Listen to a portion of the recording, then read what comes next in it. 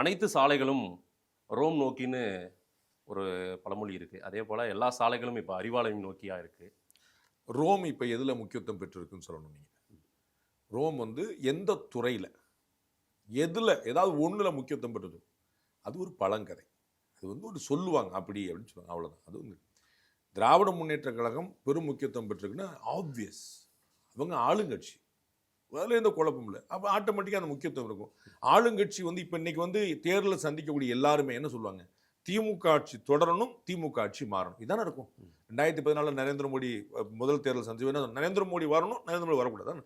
Centre point DMK தானே. திமுக ஆட்சியை வீழ்த்துவோம்னு பல பேர், திமுக ஆட்சியை தொடருவோம்னு சிலர், அவ்வளோதானே. அப்போ அது வந்து திமுக தானே சென்டர் பாயிண்டாக இருக்கும். என்ன டவுட் உங்களுக்கு? எல்லா சாலையும் அறிவாள் நோக்கி போகும்ல, அதில் என்ன குழப்பம்? அவங்க தானே ஆட்சியில் இருக்கிறாங்க. அது அப்படி போக யார் தொடரணுன்ற முடிவும் அதே போல யார் தொடர போறாங்கன்ற ஒரு அனுமானமும் ஒரு ஒரு அடையாளமும் தெரியுது இல்ல. ஒரு ஏதோ ஒரு தோற்றம் தெரியறதுனால தான் அந்த பக்கம் போறாங்க. உங்களுக்கு தெரியுது, இல்லாட்டி அவங்களுக்கு தெரிஞ்சிருக்கலாம். எனக்கு வந்து அப்படி தெரியல. எனக்கு வந்து கிரேவா தான் தெரியுது. எனக்கு வந்து கருப்பாவும் வெள்ளையாவும் பளிச்சுன்னு தெரியல.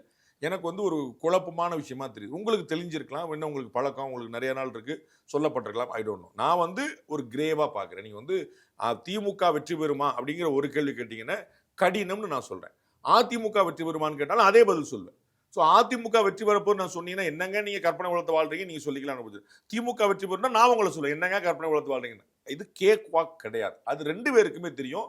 நீங்கள் அடுத்து கேட்பீங்கன்னு நினைக்கிறேன், நான் அதில் சொல்கிறேன். இல்லாட்டாலும் நான் சொல்கிறேன், எனக்கு ஒன்றும் இல்லை, கேக் வாக் கிடையாது, ரெண்டு பேருக்குமே தெரியும். அதை வந்து திமுக வழக்கம் போல உணர்ந்திருக்கிறது, அதனால செயல்படுகிறது. சிலர் அதை உணரவில்லை. அந்த கடினம் அப்படிங்கிறது it is not a cake walk, அது வந்து ஈஸி கிடையாதுன்னு சிலர் உணரல. அதனால சில சுணக்கங்கள் தெரியுது.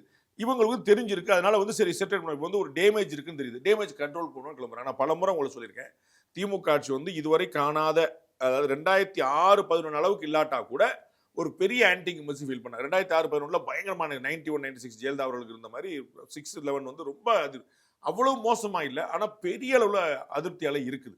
அதை திமுக உணர்கிறது. அதனால தான் டேமேஜ் கொண்டு நான் 5000 ரூபா கொடுக்குறேன், 2000 ரூபா கொடுப்பேன், ஓபிஎஸ் சேர்ப்பேன், தேமுதிக சேர்ப்பேன், இது மாதிரி எல்லா விதமான டேமேஜ்களும் பண்ணுறாங்க. As a political party which is very good.